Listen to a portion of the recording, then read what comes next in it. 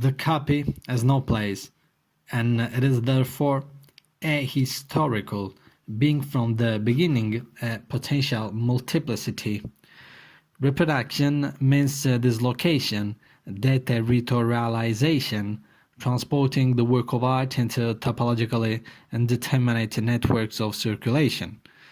Benjamin's corresponding statements are well known. Even the most perfect reproduction of a work of art lacks one element: its presence in time and space, its only existence in the place where it is found. And he continues, the here and now of the original is the prerequisite of the concept of authenticity. But if the difference between the original and the copy is only topological, if there is only a difference between a closed, fixed, marked, auratic context and the open, unmarked, and profane space of the anonymous mass circulation, then not only is the operation of dislocation and deterritorialization of the original possible, but so is the operation of relocation and reterritorialization of the copy.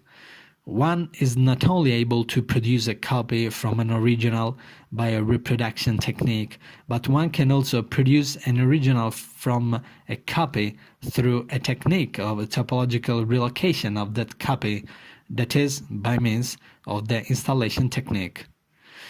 Installation art, which is currently the flagship form in the context of contemporary art, operates as a reserve or reproduction.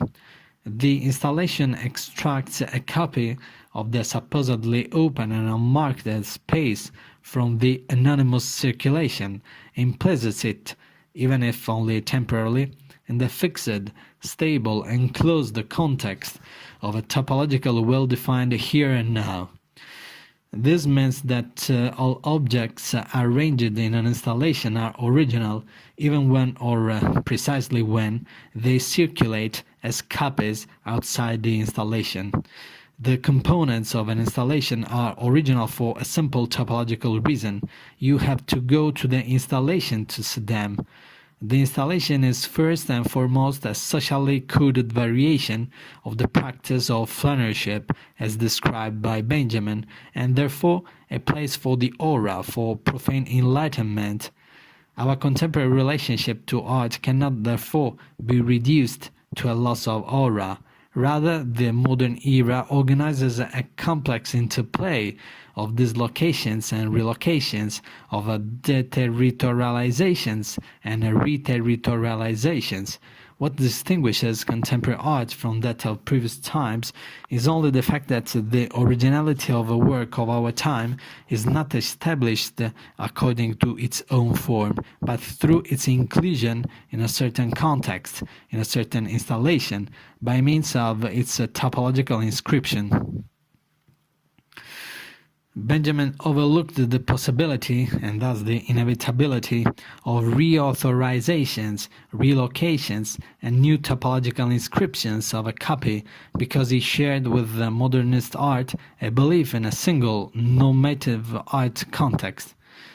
Under this assumption, the fact that a work of art loses its unique and original context would mean that it would forever lose its aura, that it would become a copy of itself. The reauthorization of an individual work of art would require a sacralization of the entire profane space of the topologically indeterminate mass circulation, which would be a totalitarian and fascist project. This was the main problem in Benjamin's thinking. He perceived the space of mass circulation as a sort of a copy, as a universal, neutral, and homogeneous space. He insisted on the permanent recognition, on the very identity of the copy as it circulates in contemporary culture. But today, these two central assumptions in Benjamin's text are questionable. In the environment of contemporary culture, an image is permanently circulating from one medium to another medium, and from a closed context to another closed context.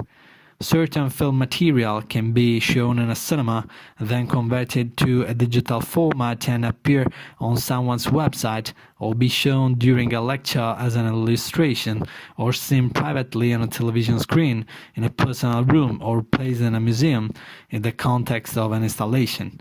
Thus, through different contexts and media, this film material is transformed by different programming languages, different software, different screen frames, and different locations in the installations, etc. Are we always looking at the same film material? Is it the same copy of the same copy of the same original?